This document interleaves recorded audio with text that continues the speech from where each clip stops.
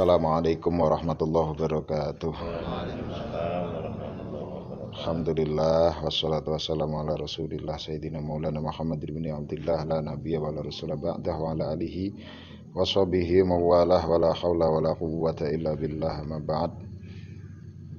Bismillahirrahmanirrahim. Monggo kita lajengaken anggen kita ngaos kala wingi sampun dumugi Bismillahirrahmanirrahim. Qala al-musannif rahimahullahu taala wa nafa'ana bi fid dharaini amin. Bismillahirrahmanirrahim.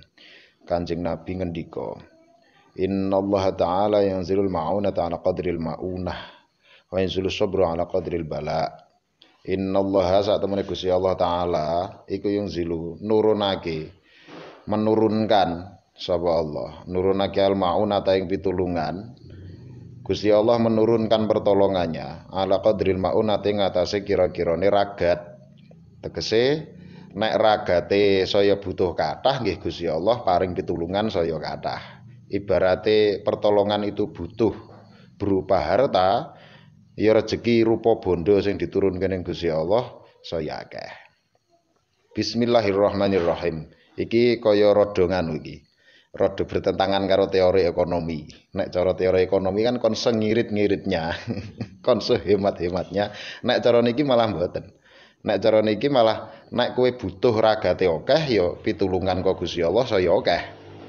Mula nek cara ning Quran nika wonten misale dawuh innamas shadaqatu lil fuqara. Aing pestine sedekah. Sedekah kuwi ya kanggone wong-wong sing do fakir menawi kita diparingi keluwihan harta. Semanten ugi nek Gusti Allah badhe sedekah maring kawulane. Gusti Allah niki sing sedekah sanes kita, ning Gusti Allah badhe sedekah, tegese paring. Gusti Allah badhe paring maring para kawulane ya dipilih sing fuqara, fakir. Fakir iki maknane wong sing banget butuhe, orang yang sangat membutuhkan. Begitu kita merasa butuh maring Gusti Allah, ya kuwi prioritas utama yang didahulukan oleh Allah untuk diberi. Bismillahirrahmanirrahim. Tegese kita ampun khawatir badhe kentekan pitulungan keng Gusti Allah. Bangkrut dan seterusnya apabila kita mentasarrufkan, menyalurkan harta kita untuk perjuangan kangge ingkang sae-sae. Menika wis sampun khawatir. Saya butuh ragate akeh, ya saya akeh Gusti Allah menurunkan pertolongannya. Wa yang zilulan nurunake saka Gusti Allah asabra ing sabar ala qadril bala ing atase kira-kirane coba. Semakin besar cobaan yang kita hadapi, ya Gusti Allah paring sabar maring ati kita saya dhuwur saya gedhe. Ya sering lah menawi kita sok ngobrol-ngobrol ngoten nika ibarate latihan sithik mboko sithik wong sing kulino ngangkat beban 10 kilo pertamane kabutan suwe-suwe 10 kilo dadi enteng. Tambah meneh ngangkat beban 20 kilo saya suwe saya enteng. 50 kilo ditambah mboko sithik. Mula semakin kita sering menghadapi cobaan, ya kadar kesabaran kita juga meningkat. Mentalitas kita semakin kuat. Punika bismillahirrahmanirrahim. Rawang riwayatake ing hadis sapa Ibnu Adin an Abi Hurairah saking sahabat Abu Hurairah. Kanjeng Nabi ngendika malih, innallaha ta'ala sak temene Gusti Allah taala iku yagharu cemburu sapa Allah. Gusti Allah niku cemburu. Wa innal mu'mina lan sak temene wong mukmin iku yagharu ya cemburu. Wong mukmin ya gadah cemburu. Lah cemburune Gusti Allah niku pripun? Cemburune Gusti Allah. Wa ghairatullahi utawi cemburune Gusti Allah iku ayat tiar yen to nekani sapal mukmin wong mukmin nekani ma ing perkara silema haram maka ngaromake sapa Allah Gusti Allah alih ing atase mukmin. Gusti Allah sangat cemburu apabila ada orang mukmin kok dia melakukan perkara yang diharamkan oleh Allah. Dadi gawe pelanggaran, perkara sing haram kok malah dilakoni. Sesuatu yang dilarang oleh Allah kok dia langgar. Punika Gusti Allah cemburu. Innahu saat temene kelakuan iku la yadkhulu ora bisa manjing, tidak akan masuk al jannata ing swarga. Sapa ila nafsun kejaba awak-awakan jiwa muslimatun kang slamet, kang muslimah. Punika. Dados nggih kita sebisa mungkin menghindarkan diri agar Allah tidak cemburu dengan kita. Wong perkara sing diundang dening Gusti Allah untuk kita laksanakan, kita loyo, kita tidak bersimpati, tidak semangat, Kok sesuatu yang diharamkan kok kita semangat, lah itu membuat Allah cemburu. Ibaratnya enek acara kuwi iki bahkan mengandung kemaksiatan. Kuwi disengkuyung dengan semangatnya. Ono acara atau kegiatan yang positif yang diridhoi oleh Allah. Kok kurang sengkuyungan.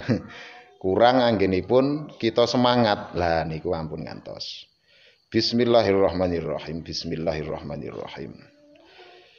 Kita jaga supados jiwa kita punika jiwa ingkang selamat. Jiwa ingkang selamat napa ingkang kita lampahi nggih cocok lawan ridhone Gusti Allah lan kita berusaha menghindari segala sesuatu yang diharamkan oleh Allah supados mboten cemburu. Umpama enten kegiatan atau apapun sing sifate perkara donya atau bahkan di dalamnya itu ada kemaksiatan. Ngono wis le semangat le nyengguyung iki kaya yak-yako kae, ngetokne pira-pira iki wis ora masalah. Tapi begitu suatu kegiatan atau acara atau apapun yang di dalamnya banyak hal positif mengundang ridhonya Allah, kok kita kurang bersimpati, kurang anggenipun nyengguyung lan sak pinunggalane lah punika marake cemburune Gusti Allah Subhanahu wa taala. Ket jaman Kanjeng Nabi nggih sering kados ngoten-ngoten niku.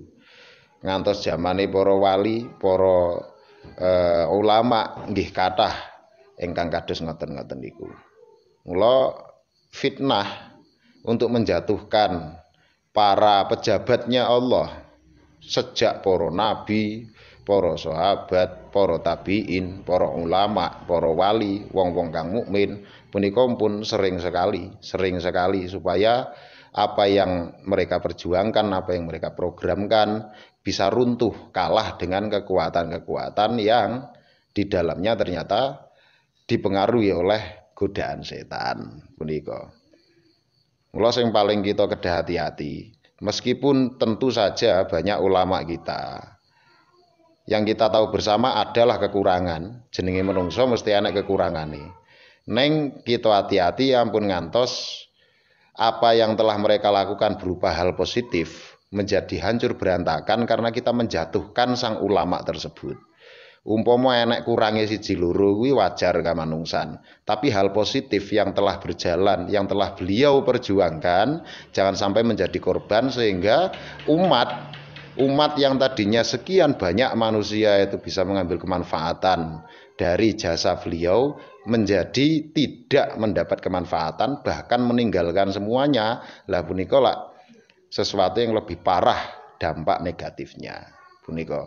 Mula nek cara jaman biyen pengen gawe wong sengit karo Islam, benci karo agama, carane gampang, gawe menungso benci karo nabine. Nah niku jatuhkan nama baik Kanjeng Nabi, maka lambat laun umat akan meninggalkannya. Riyen kan kathah kabar hoak tentang Kanjeng Nabi. Semanten uga kok pengen menjatuhkan umat supaya jauh dari agama. Nek Nabi wis ora ana, ya gawe wae umat kuwi sengit karo para ulama. Karena diakui atau tidak, representasi dari keagamaan itu kan dilihat dari wajah ulamanya. Ketika ulamanya difitnah sedemikian rupa, terus dibuat agar orang banyak membencinya, ya otomatis wong akeh ku ya malih sengit karo ulama. Ora sadado contoh sederhana, misale ulama tertentu yang biasanya kegiatan belajar mengajar, ngaji atau zikir atau mujahadah berjalan dengan sangat baik, begitu si ulama itu nama baiknya dicoreng, goleki wae dikurek eleke iki apa. Begitu umat itu membencinya, lah otomatis seluruh kegiatan yang baik itu ya ditinggalkan semua. Mulakno kan ngerasani wong menggunjing, mengatakan keburukan orang lain itu dosa besar. Tapi ngerasani menggunjing yang dosanya paling besar adalah menggunjing para ulama. Ngerasani para ulama, para ustadz, para kiai. Karena apa? Karena dampaknya nih loh. Dampaknya bisa meluas. Yang rugi bukan hanya si ulama itu saja, tapi berakibat apabila dia sampai ditinggalkan umat, dibenci oleh orang banyak, maka keilmuannya tidak bisa diserap dengan maksimal oleh para masyarakat. Lah eman-eman punika. eman-eman. Bismillahirrahmanirrahim. Dan hal-hal seperti itu bisa menjauhkan umat dari mengenal Allah, semakin mendalami keagamaan, dan justru malah seenaknya sendiri. Mergo wong sengit biasane iki nek wong sengit dhek iki malah kaya ngece ngono lho. Iki para ulama ora seneng nek umat ki nglakoni perkara sing haram, mergo nindakke perintah Gusti Allah. Kan nggih ngoten, Gusti Allah merintahke supados kita nebi perkara sing haram. Mergo wong akeh iki ora seneng, dhek malah ngece sengaja gawe perkara sing haram di depan matanya karena ada terselip kebencian seperti itu. Mulane kan nggih niku ngerasani, menggunjing atau menfitnah secara umum itu sudah dosa besar, tapi yang lebih besar lagi dosanya ketika yang dijadikan target adalah para ulama, para representasi, orang yang dianggap sebagai representasi wajah dari agama. Punika. Semanten ugi sedekah secara umum itu pahalanya sangat besar, tapi sedekah yang paling besar pahalanya adalah ketika kita bersedekah nyengkuyung nulungi para ulama, para pewarisnya para nabi. Karena dampaknya nanti juga kemanfaatannya lebih meluas. Umpama kita sedekah ning secara umum ning wong kuwi paling dintekne untuk diri sendiri. Tapi kalau kita sedekah untuk para ulama, biasanya mereka itu orang-orang yang berjiwa pejuang. Pasti apa yang diterima itu juga untuk kepentingan perjuangan, nggo ngaji, nggo apa nek ning pondok ya nggo kepentingan pondoke, madrasah kepentingan madrasahe, nggo santri-santrine supayane nambah apik le ngaji. Dampaknya lebih meluas. Punika. Bismillahirrahmanirrahim. Bismillahirrahmanirrahim. Dan kalau kita memang benar-benar orang mukmin, itu ya wajar ketika di hati kita ada rasa cemburu apabila pelanggaran yang dilakukan oleh saudara-saudara kita menabrak larangannya Allah, sesuatu yang diharamkan oleh Allah, kok kita merasa risih di hati, merasa cemburu, itu juga wajar. Karena Allah juga cemburu apabila perkara yang diharamkan olehnya dilanggar. Punika. Bismillahirrahmanirrahim. Bismillahirrahmanirrahim. Wa innahu la yadkhulul jannata illa nafsun muslimah. Jelas. Kita berusaha jiwa kita menjadi jiwa yang selamat. Sing ngotori ya pirang-pirang pun sering kula napa jelaske sekedhik punika. Penyakit-penyakit ati lah. Napa riya, pamer, sing terang-terangan sing ketok utawa sing lembut ning jero ati ya punika lak pun sering kita bahas. Takabur, gumedhe, merasa lebih besar, merasa lebih dari yang lain punika. Ujub, bangga dengan kehebatan dirinya sendiri, hasad, drengki, iri dan seterusnya. Punika kita berusaha menyingkirkan itu semua supados jiwa kita menjadi jiwa yang selamat, jiwa nafsun muslimatun. Karena tidak bisa masuk surga kecuali jiwa yang selamat. La yadkhul jannata illa nafsun muslimah. Ruang riwayatake hadis Sahih Bukhari, Imam Bukhari wa Imam Muslim. Dipun riwayatake dening Imam Bukhari lan Imam Muslim. Sahih. An Abi Hurairah cinarita saking sahabat Abu Hurairah. Katen sekedhik bawa sekedhik mugi-mugi paring kemanfaatan keberkahan kangge kita sedaya. Wallahu a'lam bishawab. Al-Fatihah. A'udzubillahi minasyaitonir rajim. Alhamdulillahirabbil alamin. Iyyaka na'budu wa iyyaka nasta'in.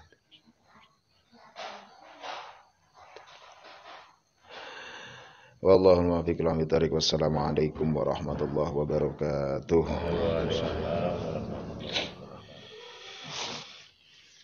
Kalih nunggu kopine urung dadi paling. Nggih. Nggih. Nggih. Babakan naune Gusti Allah niku kan bersedekah nganggo perjuangan. Nggih. Nek namine perjuangan niku napa mung khusus ngangge kemajuan Islam, nek yang berkeluarga ini mungkin termasuk perjuangan mencari nafkah dari nggih no. Nggih no.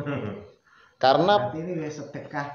Nggih. Gusti Allah kan ya berarti ya sedekah dengan yang berjuang ini. Nggih no. Karena tegaknya agama itu kan pasti dimulai dari individu masing-masing dulu. Individu masing-masing bisa bertahan hidup dengan nyaman dulu. Masing-masing keluarga. Kan ngoten to. Kalau individunya kacau, keluarga kacau, ya tatanan secara lebih luas lagi ya kacau no, kan nggak tentu. Tapi kalau per keluarga itu bisa kuat secara ekonomi, secara agama, secara macam-macam, berbagai macam hal itu bisa kuat, ya otomatis kumpulan dari banyak keluarga itu membentuk masyarakat, masyarakat lebih luas lagi. Lah kan otomatis keagamaan juga bisa semakin kuat. Tapi nek individune wae iki belum kuat, keluarga itu belum kuat juga sulit kita untuk berjuang ke arah yang lebih luas lagi. Mulai ya salah satunya juga itu. Bila kita duwe kebutuhan sing kathah kangge keluarga kita, maka teng Gusti Allah ya diparingi pitulungan, tegese Gusti Allah sedekah nek bahasane ak dhewe juga memberi rezeki kepada kita sesuai dengan kebutuhan kita. Wong kebutuhane sithik ya kei rezeki sethithik. Wong kebutuhane akeh ya kei rezeki akeh. Kan ngoten. Beda lho kebutuhan karo gur kepinginan. Kadang wong gur pengin padahal ora butuh. Kalau kita benar-benar butuh, saya yakin teng Gusti Allah mesti diparingi. Mesti diwai enek jatahe lah rezeki nggo kuwi ngoten. Tapi nek gur sekedar pengen ya benten niku. Berarti mboten khusus perjuangan di majene Islam, perjuangan di keluarga. Nggih, karena perjuangan untuk keluarga itu juga salah satu komponen yang penting untuk memperjuangkan agama. Utama. Nggih. Utama kan ya. Salah satu komponen yang penting untuk memperjuangkan agama. Punika. Kalau tidak, yo misale daerah ngriki mawon ajeng menjalankan berbagai macam kegiatan agama agar semakin baik ngoten to. Tapi nyatane golek wong angel direwangi ngasih merantau adoh-adoh karena di sini belum bisa mencukupi kebutuhan rezekinya. Mbuh kebutuhan, mbuh kepinginan aku ora ngerti. Itu kan juga mengurangi nilai perjuangan dalam keagamaan itu sendiri toh, kan ngoten. Dan jangan lupa kula riyen nate matur bahwa yang dimaksud dalam keagamaan, definisi dari keagamaan itu mencakup seluruh kehidupan. Benten pengertiannya dengan dunia sekuler yang kita rasakan hari ini. Nek iki agama, nek iki donya, nek iki pemerintahan, nek iki nyambut gawe, kaya dipisah-pisah ngoten lho. Padahal semuanya itu kan juga merupakan bagian dari ruang besar keagamaan. Bahwa ketika kita bekerja kan juga tidak boleh terlepas dari nilai-nilai keagamaan. Piye caranya ya tetap jujur, kan ngoten to? Tetap jujur, tetap memberikan apa yang menjadi kewajiban kita. Hak orang lain kita penuhi. Niku lah ya tetap nilai keagamaan to jenenge. Misalnya kita ngarit, sing sering kula contoni, ngarit nggo ngopeni wedhus apa sapi. Ujung-ujungnya ini nanti kan juga untuk mencukupi kebutuhan keluarga. Kita bisa beli pakaian, nggo apa jenenge ben dapur ngebul ngoten to. Lah pada akhirnya itu semua kan juga hal-hal yang diperlukan agar kita bisa beribadah to. Wong arep salat ora nutup aurat ya ora sah. Wong arep ngaji ora nek panganan blas ya ora kuat ngopo-ngopo. Lah pada akhirnya ngarit kuwi mau juga bagian dari keagamaan. Kan ngoten. Makane kan wis jelas to Mas Qur'ane. Ku anfusakum maring naroh wis panjugo. Nggih. Kaitan Umpamipun ini apa nggih termasuk perjuangan teman ini waktu-waktu ini kan ajeng pemilu. Nggih. Nah, pemilu ini kan istilahnya dijadi suara-suara anu niku. Nggih. Supados kemajuan daerah ini. Nggih. Napa nggih termasuk perjuangan saya mboten enten Mas. Kan iku nggih partai-partai.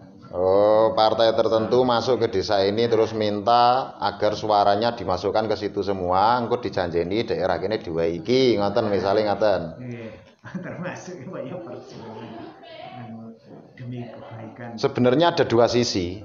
Kalau demokrasi kita ini sudah baik, sebenarnya tidak perlu ada transaksional seperti itu, iki wis mesti mlaku apik.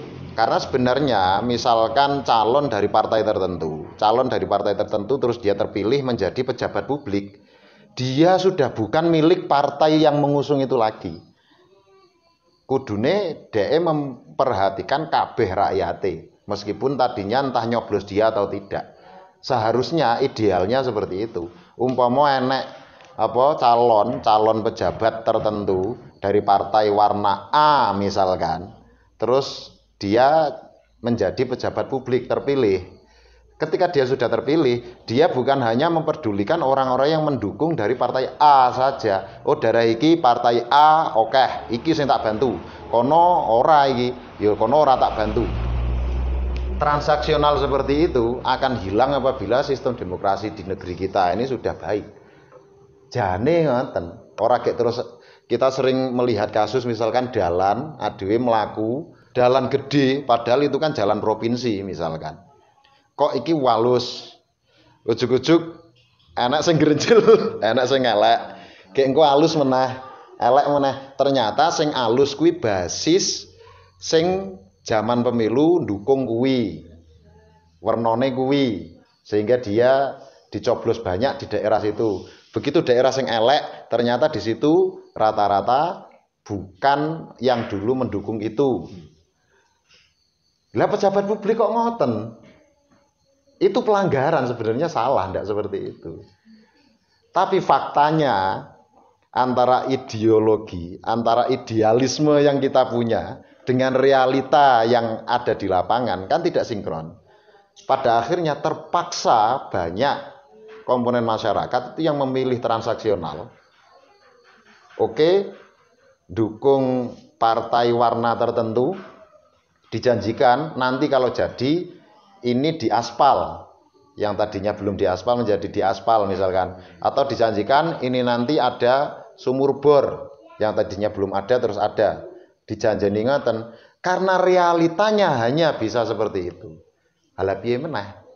Kono wong-wong elit ning dhuwur misalkan menyalahkan politik transaksional seperti itu, monggo-monggo iki kalih opine niku. Kalau mereka menyalahkan, ya sistemnya dirubah dong. Sistemnya dirubah. Satu sisi ini si malakama, tegese misalkan kita tetap berkampanye supaya warga, supaya rakyat kuwi ya milih sesuai hati nurani yang memang punya kompetisi yang baik di bidang itu, terus pemimpin yang jujur, yang baik hati dan seterusnya. Ngaten toh, jane kan idealnya seperti itu. Sehingga tidak ada paksaan dalam memilih. Tidak bisa suara kok diarahkan ke warna tertentu atau calon tertentu kan. Kalau bisa jangan sampai seperti itu kan ngaten. Tapi faktane kalau tidak ada transaksional di awal seperti itu, ya gak entuk apa-apa tenang. Daripada tidak mendapat apa-apa sama sekali, banyak memang di kalangan berbagai macam daerah masyarakatnya ya diarahkan untuk mencoblos warna tertentu atau calon tertentu. Itu kan dampak dari kebobrokan sistem. Aslinya ngoten. Kalau sistemnya tidak seperti itu, sebenarnya begitu dia menjadi pejabat publik, semua diperhatikan. Ora gor sing milih tok. Ngoten. Lah karena kita itu pada posisi darurat, lah arep piye meneh? Arep disalahke tenan ya ora salah 100%, arep dibenerke ya pancen ora bener. Lah, itulah jawaban yang tidak bisa pertanyaan yang tidak bisa dijawab dengan sederhana janjane. Karena apa to istilahnya? Terlalu rumit untuk dijawab. Kados niku wau jane nggih nek cara kula membenarkan juga tidak bisa, tapi menyalahkan juga tidak bisa. Mergo faktane ngoten to. Lah niku. Lah ibarate misale tidak ada transaksional secara politik, tidak ada politik transaksional seperti itu. Dipilih ya pilih, kita mencoblos sesuai hati nurani. Terus entah siapa yang jadi nanti itu memang sesuai dengan hati nurani kita masing-masing, tidak diarahkan untuk mendukung warna tertentu atau calon tertentu misalkan. Ketika tidak ada transaksi sebelumnya dengan suatu masyarakat misalkan, kono dadi yo kene ngaplu tenan ya ora kaya apa-apa, ora entuk apa-apa, kan ngaten to. Karena tidak ada kesepakatan tertentu itu tadi. Tapi kalau dibuat kesepakatan seperti itu, ya suwi-suwi hancur juga negara. Bobrok juga negara. Akhirnya siapa yang memberi lebih banyak atau menjanjikan transaksi tertentu dalam dia mendapatkan jabatan politik, kuwi sing dadi akhirnya ya Sing dadi ning dhuwur iki wong sing mentale mental nyogok atau disogok kan ngono to. Akhirnya kan seperti itu. Mental iki mental nyogok dan disogok. Lah ketika dia harus memenuhi biaya politik yang sistemnya seperti itu, mau ndak mau kan akhirnya mencari seseran. Ketika dia menjadi pejabat publik, piye carane ya modal kuwi iso balik utawa golek modal meneh supaya sesuk nek nyalon meneh dadi. Gitu. Terjadinya korupsi itu kan juga dari situ, ngoten lho. Akhirnya dhewe ibaratnya kasare ngomong, entuk 1000 apa yang dia janjikan kepada kita misalkan 1000, kita mendapatkan 1000 dari dia, tapi dia mencuri 100.000 dari negara kita. Ngaten lho. Paham ta maksud kula? Jadi 1000 di depan mata, tapi sumber daya kita, sistem peraturan di negara kita dan seterusnya dia korupsi besar-besaran. Adewe ngertine menikmati 1000, tapi jangka panjang jane adewe iki wis rugi 99.000 mergo dhek ngerampok 100.000. Lah ngoten lho. Kalau lingkupnya kecil tidak terlihat. Kaya asli penting desa iki maune ora enek sumur bor ya entuk sumur bor, maune iki dalane ora aspal ya malah entuk aspal. Lingkup kecil kan ketok manfaate kaya apik. Tapi kalau kita meluaskan perspektif kita yang lebih luas lagi, wah, jane yo itu tidak sehat. Ngaten. Apalagi sekarang merata di mana-mana seperti itu. Wes ku. Termasuk perjuangan mboten iki. Makanya itu si malakama kita bisa dianggap berjuang lingkup kecil atau kita mau berjuang lingkup besar tapi resikonya besar untuk diri kita. Mereka dhewe iso dicites tenan lho ning desa kuwi, ya toh, nek ngasih kan to. Kalau tidak kita hanya seperti domba yang digiring ke arah mana mereka mau, tapi aman. Ora dijagal, ora dibeleh, ora di gitu. Ya, suket, nya. Tapi kan secara tidak langsung sebenarnya kita menjadi budak. Asline kan ngaten. Dalam lingkup kecil itu memang kalau tidak mental baja ya sulit. Ngaten. Dan kalau kita mau berjuang untuk yang lingkup besar itu tadi, karena kita itu hanya di desa kecil dan lingkupnya kita hanya memahami lingkup kecil, untuk yang lebih meluas dan besar itu tadi yo tetap tidak terlalu berdampak, ora terlalu enak efeke untuk negara yang begitu besar ini. Adewe arep apa jenenge ngelawan atau mempertahankan idealisme kita sendiri, padahal kita bukan siapa-siapa dari daerah yang sangat kecil, itu juga tidak ada dampaknya. Ibaratnya ngono to, gur mati diidak-idak kancane, ya toh, ibaratnya. Tapi sisi yang lain kita tahu sebenarnya kalau dari desa yang kecil dan semuanya melakukan hal yang sama, ya bubrah sak negara. Aslinya kan ngoten. Ini butuh kekompakan bersama sak negara. Kesadaran itu tidak bisa individual, harus komunal. Harus secara common sense itu bersama-sama menyadari. Kalau tidak, ayo wes mulai dari kelas paling rendah saja mentalnya sudah mental korupsi sebenarnya. Ngaten lho. Yang paling efektif siapa yang ada di pusat sana dan dia punya jabatan yang lumayan strategis, kesadaran penuh untuk merubah ke arah yang lebih baik. Mergo iki udah salah individual sebenarnya. Salah sistem. Sistem peraturan, ketika peraturan itu memungkinkan untuk mencari celah pelanggaran, ya dilakoni. Tapi kalau sistemnya itu dibuat seketat mungkin sehingga tidak bisa untuk berbagai macam pelanggaran yang ada, ya ora iso. Jadi kanggone wong sing mentale urung enek mental kesadaran penuh, ya terpaksa peraturan itu yang harus dikuatkan. Lah repote independensi hukum di negeri ini kan juga belum bisa sempurna. Isik tebang pilih iki diakui atau tidak itu yang terjadi. Iki duwe-duwe akeh, ya hukumannya ora selalu suwe. Utawa ning penjara pun ya penjarane elit. Bahkan penjarane wong-wong sing kelas kakap kae luwih mewah timbangane dhewe sing merdeka ning jaba karo omahe dhewe luwih apik kono kan ngoten. Mula ya independensi hukum itu tidak bisa tebang pilih nek cara pengen dilakoni tenan. Nek ora ya repot tenan lho. Kuwi. Makanya korupsi bisa besar, anti apa? Jangan dihukum mati kan nggak boleh. Angel ketabrak meneh isu apa atas nama HAM misalnya. Hak asasi manusia. Padahal negara yang menggembur-gemburkan tentang isu HAM, mereka sendiri adalah negara nomor 1 di dunia yang melanggar HAM itu sendiri. Lah Amerika ini negara piro sing diorak-arik untuk kepentingan dia. Tidak ada kemanusiaan.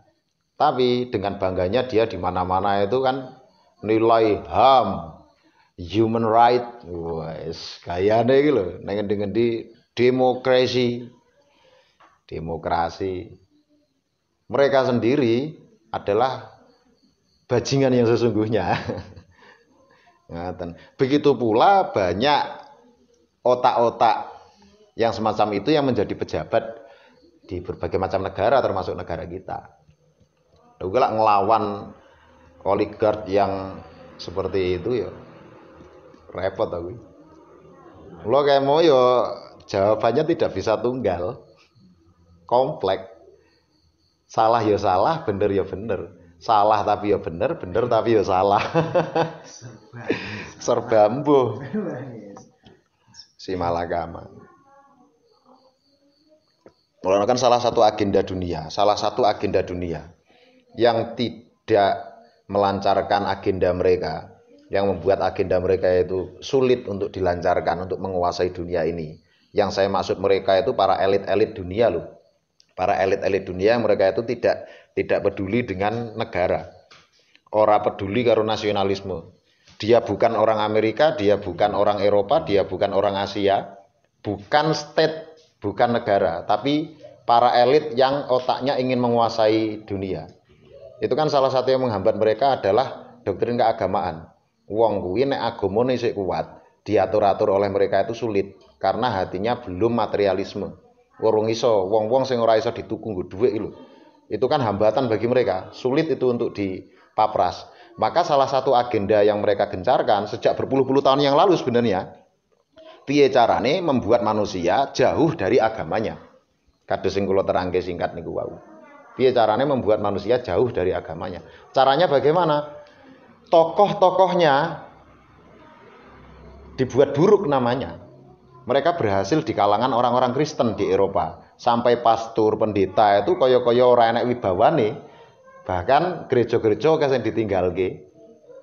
Gur cilikane wae dibaptis, seakan-akan dia mengikuti upacara keagamaan. Tapi hanya seremonial, formalitas saja. Agama itu hanya simbol-simbol formalitas. Selebihnya ya rata-rata jadi ateis. Tidak percaya dengan Tuhan. Dunia Islam mereka coba begitukan juga. Tapi Islam ini terlalu kuat.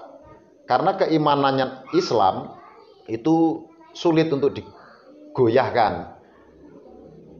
Misalnya kalau dalam dunia Eropa atau Amerika, kekristenan itu kan mereka mudah goyangkan dengan berbagai macam isu yang seakan-akan agama itu nggak masuk akal, kan ngaten toh? Ajaran-ajaran mereka banyak yang kontradiksi, misalkan dihajar wae iki lho, agama kok koyo ngene. Begitu itu mereka mainkan, coba mainkan ke dalam dunia Islam, lho ajaran Islamnya masuk akal kabeh. Ajaran Islam kuwi tidak ada yang kontradiksi, sehingga mereka lebih sulit. Yang mereka gencarkan adalah buat nama baik para tokohnya hancur. Mulakno isu teroris, ngaten ta? Misalnya nek tokoh agama Islam siapa yang sering disebut ulama, enek eleke, sing elek kuwi malah diunggah, diangkat jenenge, media-media malah mengunggulkan namanya. Yang berkualitas yang memang ikhlas ditenggelamkan, ora ketok ning permukaan. Sering ngoten. Atau ada yang baik-baik golek bobroke dikurek terus ketemu eleke difitnah diangkat oleh media mereka sehingga jatuh nama baiknya dijauhi dari umat. Kayak agama kok koyo ngono, Islam kok koyo ngono. Lah itu makanya saya tadi bilang salah satu cara ingin menjauhkan umat dari agama, hancurkan tokohnya, hancurkan para ustadz, hancurkan para kiai, hancurkan para ulama. Begitu juga neng Amerika kan utawa neng Eropa, berbagai macam negara-negara itu Kan kita riyen nate mireng to, enek wong misale menghina Nabi Muhammad, memfitnah Nabi Muhammad, digawe karikatur, digawe kartun, dibuat isu bahwa wong iki sing jenenge Muhammad mengajarkan ajaran seperti ini, ajaran teroris dan seterusnya. Orang benci kepada nabinya, akhirnya benci kepada agamanya. Kanggone wong sing pikirane instan kan ngoten niku. Tidak bisa membedakan antara personal dan ajaran. Tapi orang yang kritis, wong sing gelem mikir temenan, malah menyelidiki jane iki sapa to sing jenenge Muhammad kae? Kok pengaruhnya gede temen? Mereka mempelajari malah tidak sedikit pula yang malah justru masuk Islam. Tidak sedikit yang justru malah masuk Islam. Lah, diakui atau tidak, persentase wong sing rada iso ngutek, gelem mikir, karo wong sing males mikir, gur melu-melu, kan luwih akeh sing bodoh. Akhirnya lebih banyak yang kemakan isu itu daripada yang mau berpikir kritis. Jadi luwih akeh sing kemakan fitnah. Lah niku. Lah ibaratnya Ustadz A atau Kiai A, dia difitnah sedemikian rupa, ada orang yang menjadi provokator, narasinya selalu provokatif tentang si ulama A ini, ngasih iki disengiti wong akeh, banyak orang membencinya. Lalu pada akhirnya acara apapun yang ada dia, kan orang males datang loh, mergo ora seneng karo iki lho, karena kemakan hoax fitnah yang digencarkan itu tadi loh. Enek wong rasan-rasan siji loro alah kae gur ngene-ngene nyepelek ning ngono-ngono kuwi terus dibuat narasi kebencian dan seterusnya. Wong kae iki ngene kok ngene-ngene. Akhirnya kemakan, banyak orang yang kemakan hoax. Podo-podo ora seneng karo si ulama A itu tadi.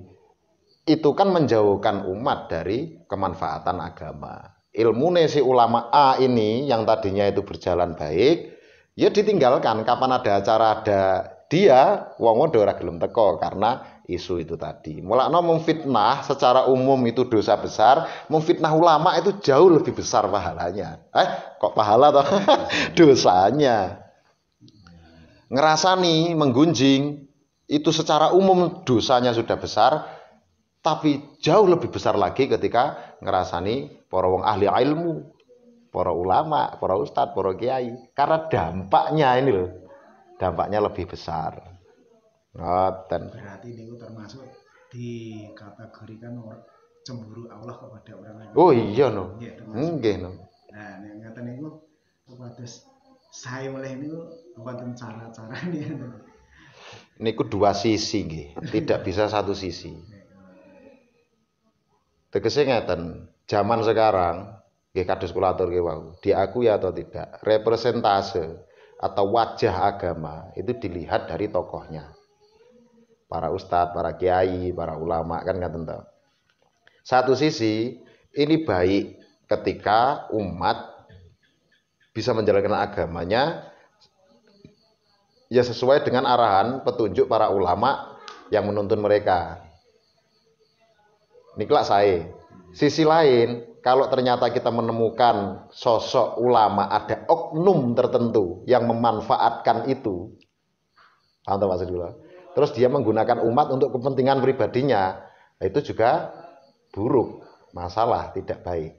Pada akhirnya umat harus pandai-pandai, pinter menyeleksi. Oh iki ulama tenan, benar-benar murni berjuang karena Allah, atau ini hanya orang-orang yang sebenarnya tidak punya keilmuan yang mumpuni, hanya dia mempamorkan dirinya sebagai ulama, akhirnya memanfaatkan umat. Lah niku kita wong-wong secara umum ya kudu paham. Karena kalau dia ulama beneran dan ilmunya mumpuni beneran, pasti takut kepada Allah. Gak mungkin. Nek wong sing ilmune nanggung-nanggung bahkan sebenarnya tidak berilmu, hanya dia itu berpakaian, berpenampilan seperti ulama, biasanya yo sering dadi oknum yang merugikan umat. Lah dites wae asline ngajine iki sepiro? Iso ngaji tenan apa ora? Dek iki ngaku berilmu, ilmune sepiro? Sawang wae, kealimane sepiro? Jangan-jangan gur dites maca Quran wae tajwid ora beres. Ternyata ilmu bahasa Al-Quran, nahwu shorof ora paham. Ternyata usulul fikih ya ora ngerti apa-apa. Ternyata keilmuan-keilmuan yang dibutuhkan untuk memahami agama dia tidak bisa apa-apa. gur modal maca terjemahan saka koran apa saka artikel apa ning internet siji loro rumangsane wis pinter. Lah orang-orang seperti itu rawan punika. Jadi dua sisi nih. Ulamanya memang kualitasnya berkualitas ulama sehingga dia adalah para walinya Allah, kekasihnya Allah. Umat ini juga belajar untuk bisa menyeleksi dengan baik. Ora gur gampang ketut-ketutan lho. Kae dianggap wong akeh ulama terus dhek ketut-ketutan, oh kae iki ulama tenan, ternyata bukan. Nah iku ya kudu pinter. Jadi dua sisi niki. Supayane saged terhindar saking wis rancu zaman sakniki iki kirangan kula niku kadang-kadang nek lagi nyenuk merenung dhewe iki ya sing bener ketok salah, sing salah ketok bener, sing apik ikhlas tenan malah oke sing kefitnah, sing kijane iki wong bosok, atine elek, pikirane elek malah keangkat apik. Kuatah niku kulak-walik ngoten niku. Masyaallah. Malah bingung. Nggih. Masyaallah. Maka yang paling mudah jane dimanapun kita berada, menungso ning endi wae, percayakan saja keagamaannya pada ulama lokal di daerahnya masing-masing yang dia benar-benar kenal. Ngaten lho, gitu. Begitu juga di daerah yang lain, orang itu kenal betul dengan ulamanya setempat, tahu keikhlasannya, tahu perjuangannya, ngaten to? Tahu keilmuannya. Yus niku mawon. Misalnya neng daerah Wonogiri ya dhewe percayakan kalau bertanya atau apapun ya ulama-ulama yang ada di sini. Misalkan nenek wong neng Sarang kono ya takon wae karo ulama Sarang. Enek wong neng Surabaya takon wae karo ulama Surabaya. Daripada kita percaya begitu saja dengan media sosial yang kita ndak kenal dia di mana, mbok wong endi ngoten to. Lah jenenge media sosial kan iso dipoles. Image-nya dibuat dia baik seakan-akan ulama atau apapun, tapi kepribadian dia ikhlas ora kan sing ngerti wong kiwa tengen itu. Kita bisa tertipu kalau hanya menilai dari seperti itu. Dan setiap daerah itu kan spesifik, maksudnya masyarakatnya seperti apa, psikologi manusianya seperti apa, itu kan beda-beda. Beda daerah, beda kasus, beda penanganan, tidak bisa diukur rata ngoten lho. Lha nek cara kula ya kalau di daerah sekitar kita itu ada ulama yang bisa kita percaya, ustadz, kiai yang bisa kita jadikan rujukan, yus kuwi wae. Daripada kudu percaya karo wong sing buadoh ning endi dhewe ora kenal, ora tahu ketemu sisan. Terus kita percaya ucapannya hanya karena kita melihat media sosial. Niku malah tidak bisa dipertanggungjawabkan. Dan lagi ketok meneh umpama orang yang kita anggap ulama, itu kan sebenarnya ada seleksi secara alami. Kuwi mbiyen ngajine karo sapa? Sinaune ning endi? Oh, gurune kae. Oh, mondok ning kae. Gurune kae belajare karo sapa meneh? Oh, gurune kae mbiyen mondok ning kae. Dadi ada silsilah mata rantai sanad. Kula ngaji teng Al-Qadir, teng Lampung ngaji kalih Pak Yai Fatoni. Pak Yai Fatoni ngaji kalih Mbah Yai Ma'ruf Adnan. Kula teng Al-Qadir, Mbah Yai Masrur ngaji kalih Mbah Yai Amin teng Cilacap. Nggih nate teng ngene Abuya Dimyati Al-Bantani. Nggih nate ndereke Gusmi dan seterusnya kathah niku munggahi melih. Iki ulama jelas ngoten lho. Ora ulama jadi-jadian ngoten lho. Ora tobat 3 dina terus sinau artikel lapor langsung ngaku ulama wani ceramah ning ndi-ndi ngoten lho. Oh itu santrinya itu. Oh ning kono mondok sekian tahun. Sinau tenanan. Kiyaine duwe guru. Gurune kae, gurune duwe guru meneh, sehingga sanad silsilah keilmuan ini benar-benar sampai ke Kanjeng Nabi. Kan ngaten sakniki lak saged ada seleksi secara alami ngaten niku. Kita saged kok neliti. Nika ngene jenengan sinten Ustaze Fatah. Kan cetha mondoke teng pundi? Oh teng mriko.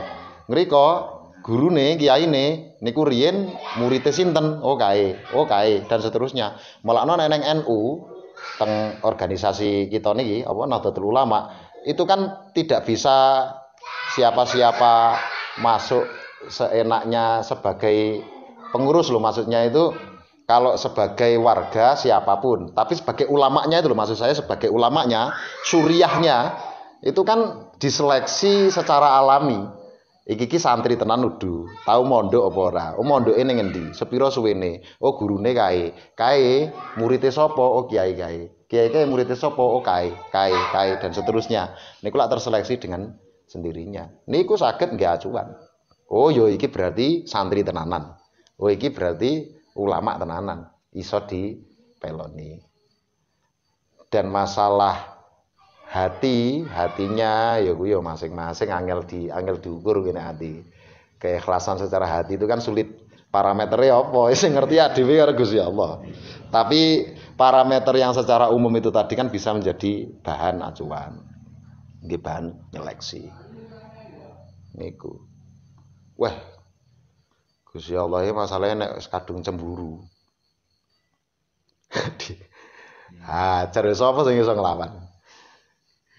Kaum-kaume para nabi riyin niku lak wong aku sing gawe kowe. Kowe tak kon manut, melu iki nabiku.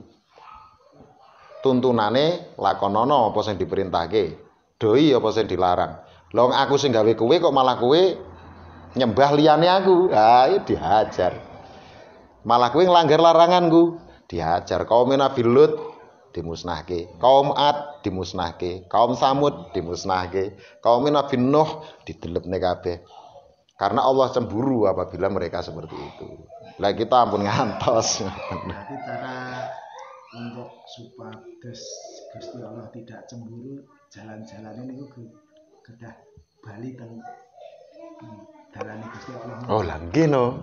Nggih niku otomatis. Otomatis. Nah kan sosok manusia awam kadang kan sok lali. Nggih. Lali kan. Nggih. Neng niku tetep wong salwangsul kula aturke. Kuncinya ya tetep neng ilmu.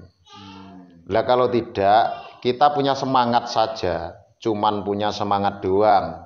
Aku arep nglakoni perintah Gusti Allah, ngedoi larangane. Lah kalau kita tidak tahu, tidak punya ilmunya, apa toh perintahnya Allah? Bagaimana cara melaksanakannya? Apa saja toh larangannya Allah? Bagaimana kita menjauhinya? Loh kalau kita tidak tahu mau menjalankan apa? Sing dikira kita sanes pelanggaran, ternyata pelanggaran karena kita tidak tahu. Yang kita kira itu tidak dosa, ternyata dosa karena kita tidak tahu. Atau kita menjalankan perintah yang kita kira sudah benar dalam kita menjalankannya, ternyata salah karena kita tidak tahu. Gitu? Yang ilmu meleleh. Mulai ya salah satu cara yang paling efektif ya kados ngeten niki. Kita sharing ngaji, nambah keilmuan sithik kan ngoten. Tapi jelas penguraian penjabaran kan leh ngeten. Nggih. Wala nek mboten ya wajan. Modal nekat tok, modal semangat tok ya ndak cukup. Kita punya niat baik saja itu tidak cukup. Tapi niat baik itu harus diiringi dengan ilmu, tata cara yang benar, Bu. Nek semangat tok ya waduh. Niate sih apik, tapi carane salah, ya dadi salah. Begitu juga caranya baik, tapi niatnya buruk, ya dadi buruk. Ini ndak bisa dipisah ini, kaya dua sisi koin. Kaya koin kene, tapi ini kan satu, tidak bisa terpisah toh. Ngoten. Kuncinya ilmu. Lah langsung nih ngoten. Lah ribut. Ini urip karo ilmu jadi gampang. Lah Karo iman akan terarah. yang penting kita menjalankan perintah Allah. Kita diciptakan tidak lain hanya untuk ibadah. Lah ibadah piye carane? Itu kan balik meneh ning ilmu toh. Gitu. Saya mau salatmu piye carane? Gur melu-melu tok misale sing dianggap kuwi iki bener ternyata banyak pelanggaran yang dia tidak tahu. Niku. Kita jauhi larangan Allah. Lah larangan, kowe ngerti ora kuwi larangan paudu? Jangan-jangan yang kamu anggap bukan pelanggaran ternyata pelanggaran. Nah, itu kan balik meneh ya ilmu to ngoten.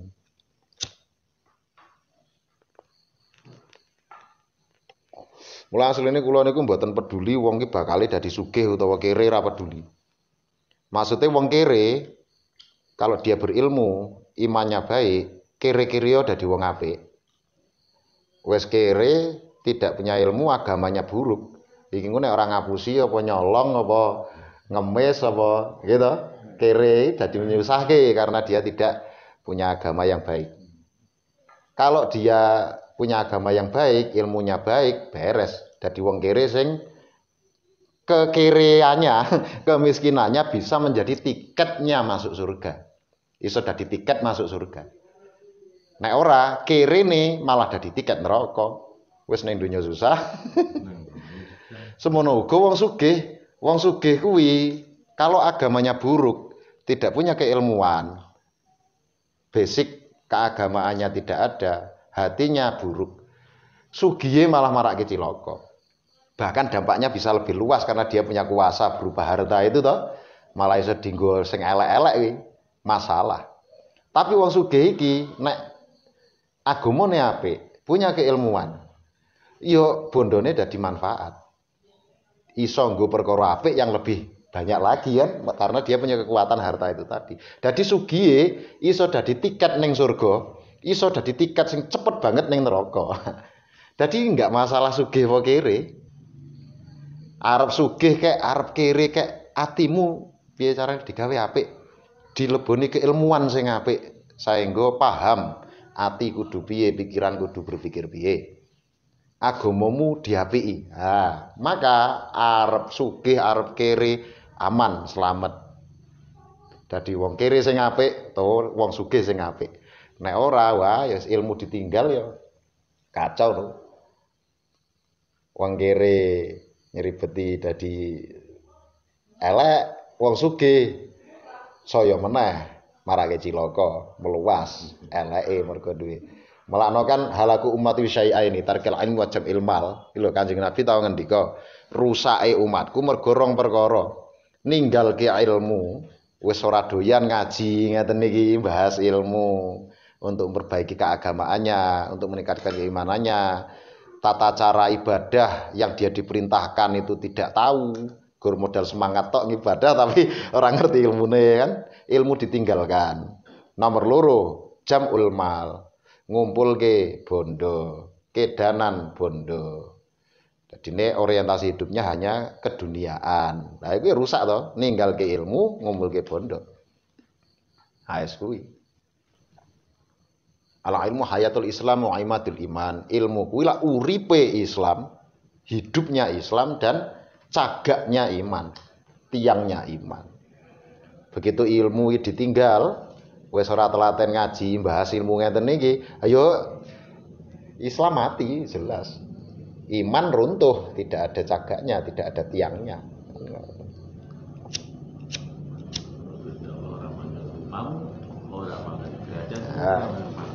Sing dimanut tapi karena takwa. Anek-enek wong sing muni ngene, Allah ilmune sepira-pira ora penting, sing penting atine apik, imane kuat. Loh, kuatnya iman itu ditunjang dengan meningkatnya pemahaman. Lah ya otomatis toh. Kalau tidak, yang dia kira hatinya sudah baik, ternyata banyak sekali penyakit yang dia tidak menyadarinya karena tidak tahu ilmunya itu tadi. Maka sebenarnya kuatnya iman itu segaris lurus dengan meningkatnya keilmuan otomatis. Dan jangan lupa yang dimaksud ilmu adalah apa yang kita pahami. Semakin banyak kita memahami, maka keilmuan itu meningkat, keimanan meningkat. Tidak harus dianggap orang berilmu itu hafal huruf per huruf, ngeten lho. Wapal jepal dalile, ayate atau apapun. Tidak beda antara al-hifdzu, apal, dengan al-fiqhu, pemahaman yang secara komprehensif, itu ya berbeda. Jadi al-ilmu ma tafhamuhu, la ma tahfadhuhu. Ilmu adalah apa yang kamu pahami, bukan yang hanya sekedar kamu hafal. Jadi misalkan senajan jenengan buatan apal satu persatu uraian, atau kalau disuruh menjelaskan misalkan sulit untuk runtut dari urutan keilmuan yang ada, tapi atine jenengan paham, neng ati kroso, oh iki aku salah iki. Oh iki aku wis lumayan bener iki. Oh iki atiku enak penyakit iki, lho gak enak riak iki. Ngerti? Oh iki wis lumayan lurus iki. Krasa, paham. Pemahaman itulah ilmu. Oh iki aku salat. Wah, salat iki bagian iki aku ragu iki wis bener apa urung ya.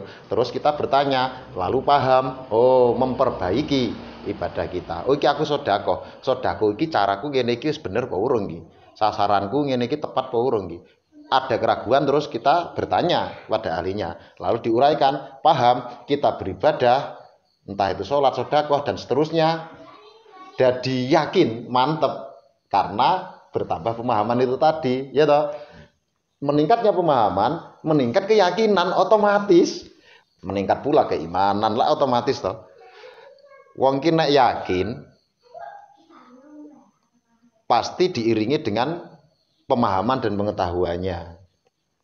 Nek wong ngerti tenan, arep ngelangkah maju ki lak yo. Begitu dia itu benar-benar tahu bidangnya itu, ayo maju ya yakin wae to. Lah ngoten. Berarti pemahaman nomor satu untuk diri sendiri terus Nggih. orang lain. Lah nggih no. Nggih. Jelas niku. Nomor satu diri sendiri. Nggih. Dan kalau semua orang berprinsip seperti itu, wis penting aku paham gak aku dewi. Kabeh wong ngono, kan dari satu personel itu kan membentuk komunal toh, menjadi orang banyak. Akhirnya masyarakat bersama-sama menjadi baik. Dimulai dari diri sendiri. Mula kula bola-bali matur yen niku, ora usah kesusu pengen minterke wong. Engko ben Gusti Allah sing gawe wong pinter apa ora ngoten. Kita ya biasa mawon. Nek kula nggih niku kalau ada yang tanya secara mendetail tentang keilmuan tertentu ya saya jawab, nek ora ya apa? Karena kita memberi sesuatu yang tidak dibutuhkan itu ya gur kaya gua. Nek anak sing takon kula jawab. Nek mboten nggih jarke riyin. Mungkin nek seumpamane atine mulai kebuka sithik nggo sithik lak ingin tahu lebih banyak terus takon. Takon kita bisa menguraikan. Bisa paham kan? Nggih, nggih. Jadi bisa paham tenang. Nggih. Lah kadang-kadang nek seumpamane digagas tenan yo kene marake stres asline. Butuh ora butuh. Panggilan hati nurani. Lah nggih. Lah pada akhirnya yo serahke Gusti Allah. Terserah Gusti Allah li ajeng apa jenenge nglakokne kula niku badhe pripun.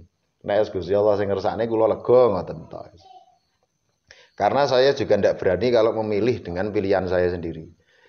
Milih dengan pilihan saya sendiri itu kan ya basa Arabe hawa nafsu. Sak karepe dhewe kuwi lak hawa nafsu basa Arabe. Hawa kuwi artine kesenengan. Nafsu kuwi ya nafsu diri, ego. Jadi hawa nafsu kuwi basa Jawane sak senenge dhewe. Adik kula niku nyupir mobil puso ekspedisi. Jadi sering lah Jawa Sumatera nggawa barang. Puso gede niku to, ban gede-gede niku. Nggih, setiap kali nggawa barang saka perusahaan apa, ka pabrik ngendi dikon karo bose pihak pabrik kan mesti diwehi pesangon. Ongkos jalan, uang makan, uang minyak gitu. Nek ning dalan enek apa-apa ya kono ngewangi tanggung jawab. Ada instruksi dari bosnya. Jangan nek adik kula niku nggawa barang utawa apa sak geleme dhewe, mara njikuk-njikuk dhewe terus nggawa dhewe ya ora bakal diwehi uang jalan. Ning dalan enek apa-apa ya pihak kantor, pihak perusahaannya yang ndak akan membantu ya toh. Bahkan bisa dianggap ilegal pencurian, nggawa mobil, nggawa barang tanpa izin, gitu. Karena semau dia, moro langsung nggawa, malah iso dianggap ilegal. Tur pihak perusahaan ora tanggung jawab. Tapi nek sing ngongkon kuwi iki pihak perusahaan, iki nggawa barang iki diinterke ning daerah kono, iki sing ngongkon tanggung jawab, gitu. Ngewahi uang jalan, engko ning dalan enek apa-apa yang ngewangi. Melu tanggung jawab sampai tujuan. Lah kan ngoten istilahnya. Gusti Allah, kalau kita itu sesuai instruksinya Allah, ya Gusti Allah tanggung jawab, bantu sampai tujuan. Tapi kalau tidak, kita semaunya nuruti hawa nafsu kuwi mau. Rumangsane egone wis gede-gede ya. Padahal pekok rumangsane pinter.